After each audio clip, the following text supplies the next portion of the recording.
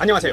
파이팅 홍공TV입니다. 오늘은 동력수상 레저기구 일반 조종면허 1급, 2급 필기를 대비한 문제은행 700제 스피드 암기노트 첫 번째 시간을 진행하도록 하겠습니다. 우리나라도 이제 국민소득이 3만 불을 훌쩍 넘어가면서 해양 레저 스포츠를 즐기는 인구가 크게 증가하고 있습니다. 실제로 해양수산부 자료에 따르면 요트와 수상동력 조종면허 취득자는 해마다 가파르게 증가하고 있고, 이와 같은 트렌드에 따라 요트 산업을 육성하기 위한 말이나 계류장 같은 시설들도 빠르게 증가하고 있는데요. 우리가 흔히 보트, 요트라고 부르는 수상동력 레저기구를 조종하기 위한 면허로는 일반 조종면허 1급, 2급과 요트 조종면허로 나눠져 있습니다. 일반 조종면허 1급, 2급으로는 모터보트나 수상 오토바이, 일명 제트스키죠, 고무보트 같이 엔진을 이용한 동력 수상 레저기구를 조종할 수 있는 그런 자격증이 되겠고, 일반 조종면허 1급과 2급의 차이점은 조종할 수 있는 그 수상 레저기구의 종류는 동일해요. 하지만 1급 면허를 따면 시험 대행기관의 시험관 혹은 수상 레저 사업자를 내거나 비영리 단체에서 실시하는 교육이나 훈련 강사 등을 할 수 있습니다. 그리고 2급은 순수하게 레저 활동을 즐기기 위한 조종면허이기 때문에 이 일반 조종면허 2급이 훨씬 응시될 수가 많지만 시험이 동일하고 성적만 조금 잘 받으면 되기 때문에 아쉬움이 남지 않으려면 1급을 따는 것을 추천드립니다. 일반 조종면허 1, 2급은 필기시험과 실기시험으로 나눠져 있고, 먼저 필기시험은 객관식 50문항으로 50분 동안 시험을 치르게 되겠습니다. 그래서 2급의 경우에는 60점 이상, 1급의 경우에는 70점 이상 받으면 합격이 되겠습니다.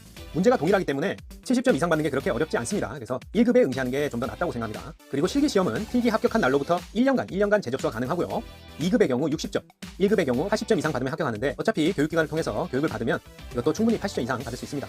자, 검색창에 요트 조종면허, 수상동력 조종면허 이렇게 치면 해양경찰청 수상레저 종합정보 홈페이지가 뜹니다. 자, 여기서 조종면허를 클릭을 하시면은 응시 접수도 여기서 할 수 있고요. 또 시험과 관련된 응시 절차나 시험 일정 등을 파악하실 수 있습니다. 그리고 여기 보시면 사이버 공부방에 문제은행 필기를 클릭을 하시면 여기에 요트 조종면허와 일반 조종면허에 문제가 다 공개되어 있습니다. 그래서 여기서 다운로드를 받으셔서 총 700문제의 일반 조종면허 1, 2급 문제는 동일하고 700문제의 문제은행을 해설까지 포함해서 이렇게 제공을 하고 있기 때문에 따로 문제집을 살 필요 없이 이것만 공부하시면 되는데, 상당히 내용이 많기 때문에 혼자서 풀다 보면 졸리기 쉽습니다. 그래서 저와 같이 스피드 암기노트 형식으로 빠르게 답을 찾아내는 연습을 해보도록 하겠습니다. 이렇게 실기시험까지 합격하고 나면 수상 안전교육을 3시간 받고 최종적으로 면허증을 교부받게 됩니다. 자, 시험 접수를 하러 가실 때는 사진과 주민등록증 등 신분증, 응시료, 필기는 4,800원, 실기는 64,800원을 준비하시면 되겠습니다. 그럼 지금부터 문제은행 700 스피드 암기노트 시작해보도록 하겠습니다. 각 다이아몬드 하나가 한 문제가 되겠습니다. 그래서 키워드 중심으로 빠르게 암기하도록 해보겠습니다. 해면에 파랑이 있는 야간 항행 시, 항행이란 배를 몰고 간다는 뜻이죠. 야간 항행 시 다리 후방에 놓이게 되면, 다리 뒤에 놓이게 되면 광력이 약한 둥아를 가진 물체는 잘 안 보이므로 주의한다. 해면에 파랑, 색깔이 아니라 파도입니다. 파도가 치는 바다를 야간에 항행 시 다리 뒤에서 비치면 다리 후방에 놓이게 되면 광력이 약한 희미한 불빛을 내는 물체는 잘 안 보이므로 주의해야 된다, 이런 말이죠. 자, 해도 하단 좌측에, 해도는 바다의 지형이나 조류를 나타낸 지도를 말합니다. 해도 하단 좌측에 소계정, 스몰 컬렉션, 가로 열고 19 312 627 가로 열고 20110 이렇게 표시되어 있을 때 뜻이 뭐냐? 해도는 항상 최신 상태를 유지해야 되기 때문에 항해사들이 조금씩 고친 것을 말합니다. 소계정, 스몰 컬렉션, 연도와 그 범위를 나타내는 표지가 되겠습니다. 그래서 위에처럼 이렇게 가로 안에 있는 것이 앞에 두 자리를 뺀 연도가 되겠고요. 19년도, 그리고 이건 20년도죠. 그래서 뒤쪽에 20년도라고 돼 있고 110으로 끝나니까 20년도 110번항까지다, 이게 올바른 설명이 되겠습니다. 다르게도 19년도 312번까지다 이런 게 틀린 보기로 나오겠죠. 문제가 똑같이 나오고 보기 문항도 그대로 나오기 때문에 이것만 암기하시면 됩니다. 자, 소계정 블라블라 20110이다 이렇게 돼 있으면 2020년 110번 항까지이다, 이걸 답으로 찾으셔야 됩니다. 안전수역 표지가 있는 수역은 가항수역, 항해를 할 수 있는 수역이다, 그런 말이죠. 가항수역이고 수로 중앙이나 연안으로 가는 접근로를 표시한다, 맞는 말입니다. 안전표지 수역 있는 수역은 가항수역으로 수로 중앙이나 연안으로 가는 접근로를 표시한다, 오입니다. 안전수역 표지가 있는 수역이지 고립장애 표지가 있는 수역 아니다. 안전수역 표지가 있는 수역이 가항수역이다.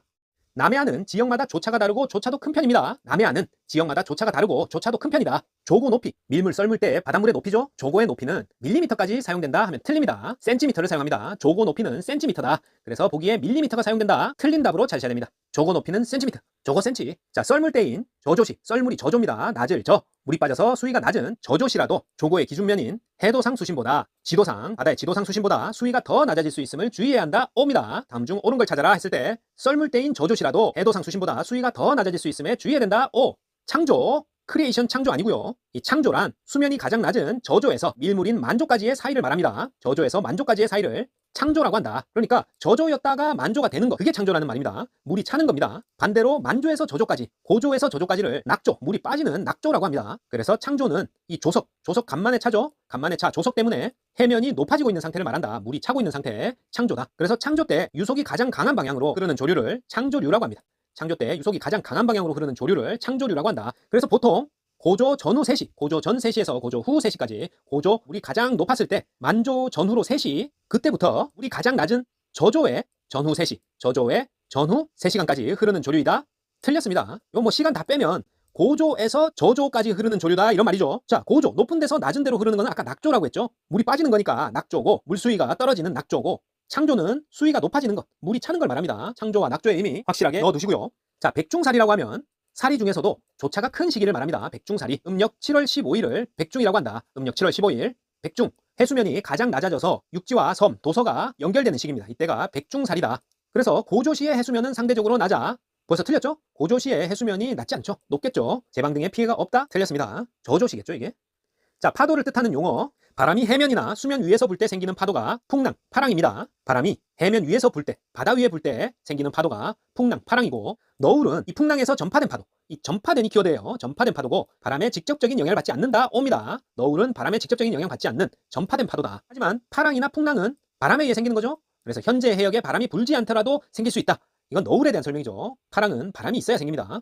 최고속 대지속력 20노트로 설계된 모터보트를 전속력 RPM으로 운행 중에 GPS 플로터를 확인하였더니 현재 속력이 22노트였다. 자, 2노트가 더 높게 표시가 됐네요. 추측할 수 있는 현재 조류는, 조류가 도와줬겠죠? 조류가 얼만큼 도와줬을까요? 2노트만큼 도와줬을 테고, 역방향, 순방향으로 2노트만큼 도와줬을 겁니다. 그래서 조류는 순방향이며 유속은 약 2노트 내외로 추정된다. 이렇게 해야 되겠죠. 항해 중에 어느 한쪽 현에서 바람을 받으면 풍하측으로 떠밀려서 실제 지나온 항적과 선수미선이 일치하지 않을 때 그 각을 무엇이라는가? 자, 보기에서 풍합차 찾으셔야 됩니다. 자, 항해 중에 한쪽 현에서 바람을 받으면 떠밀려서 지나온 항적과 선수미선이 일치하지 않을 때 그 각을 풍합차라고 한다. 바람바다 항적 선수미선 일치하지 않을 때 각, 풍합차. 암기하시고요.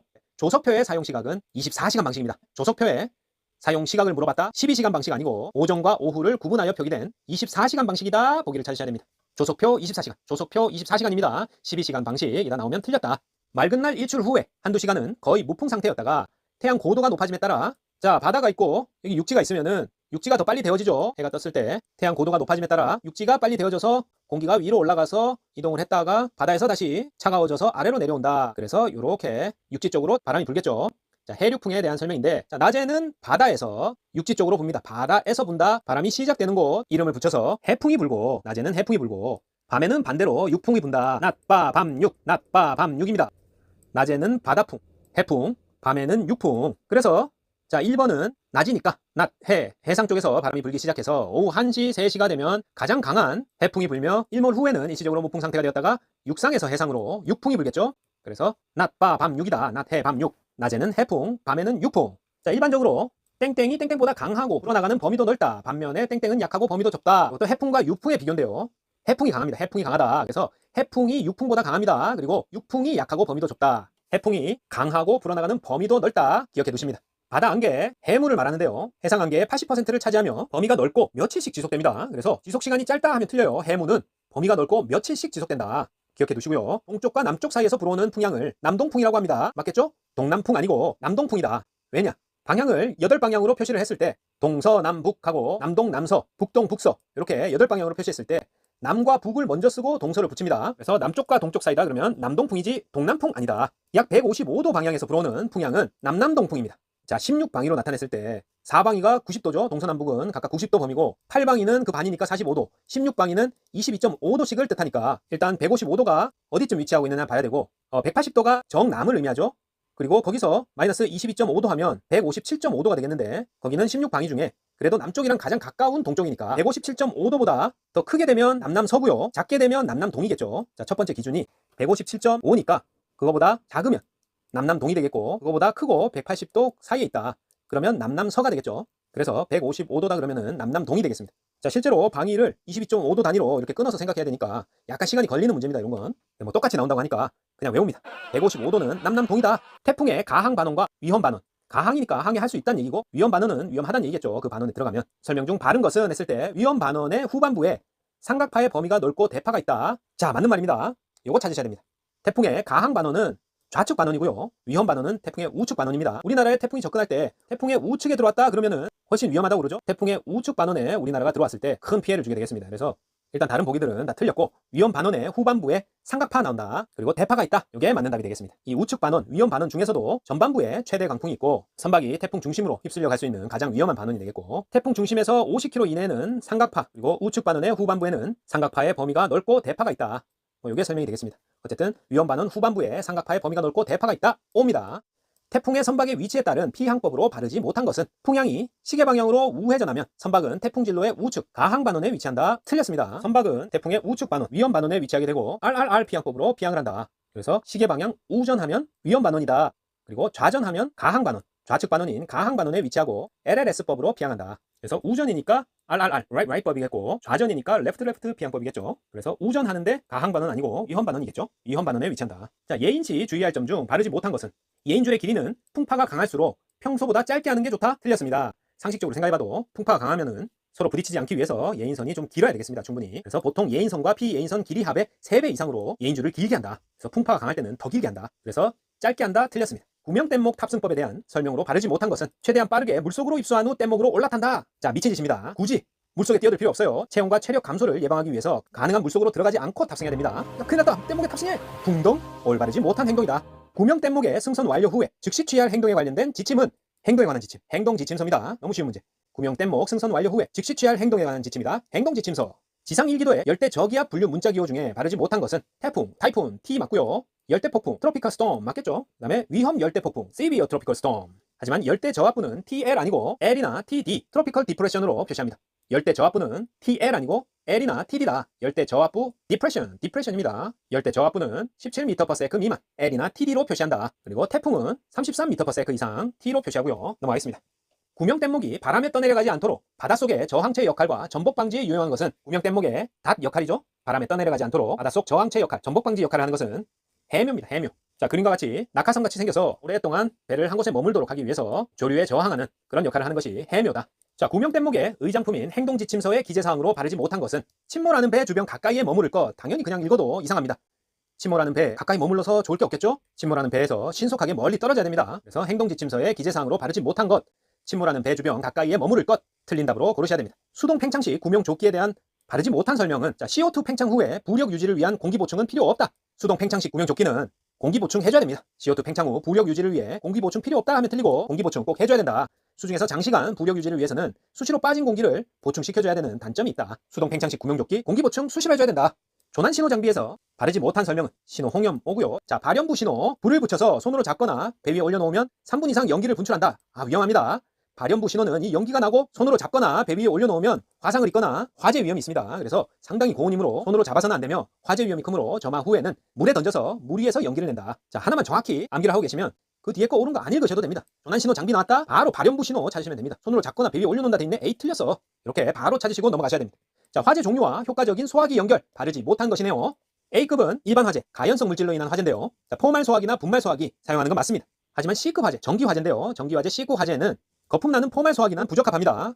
꼭 암기합니다. 전기 화재 C급 화재는 분말 소화기와 이산화탄소 소화기만 사용하고 거품에 의해서 차단하는 포말 소화기는 안 된다. 자, 분말 소화기는 모든 종류의 화재에 사용이 가능합니다. 하지만 C급 화재에 포말 소화기 안 된다. 자, 생존 수영의 방법으로 올바르지 않은 것은 구조를 요청할 때는 누워서 고함을 치거나 두 손으로 구조를 요청한다. 두 손을 모두 들어서 고함을 치면 꼬로록 가라앉아 버리겠죠.